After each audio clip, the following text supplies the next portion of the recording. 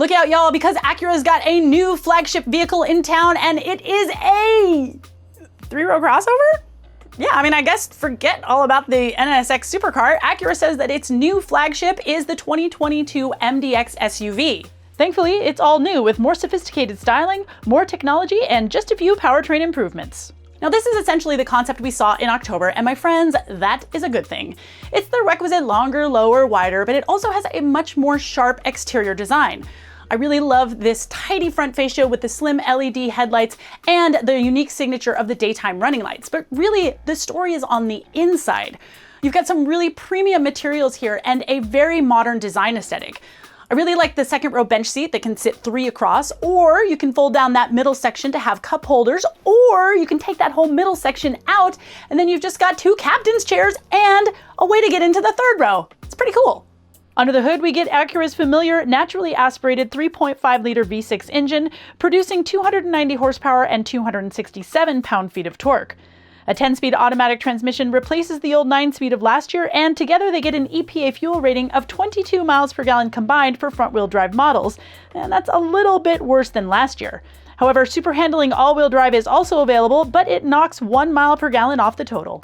And listen, you want to talk tech? Don't worry, I got you. There's a 12.3-inch reconfigurable gauge cluster that's pretty cool.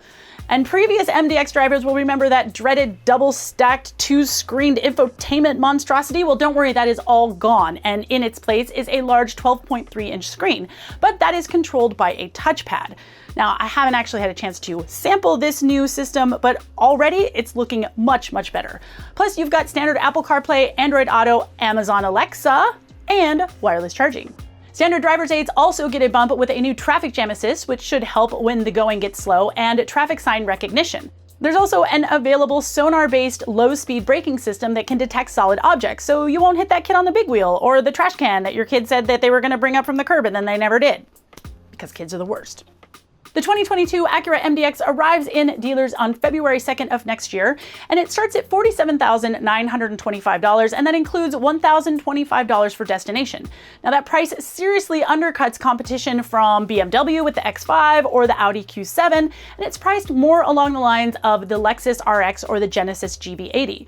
Now, if you want to add the excellent super handling all-wheel drive, that's going to add $2,000 to your bottom line. And if you want to go fancy pants, an all-wheel drive MDX with the advanced package will cost you right around $61,000, but still, that is less expensive than the competition.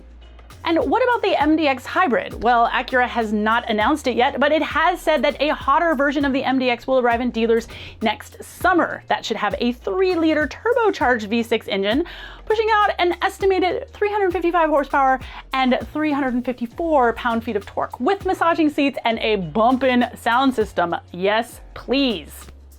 In all, this 4th generation MDX looks to be a huge improvement over the outgoing model in both technology and style. And if it drives as good as it looks, well, I think Acura is going to have a big hit on its hands. All right, what do you think of the new Acura MDX? Does it deserve to be a flagship? Or should we keep it with the NSX? Let me know in the comments, and always be sure to like and subscribe.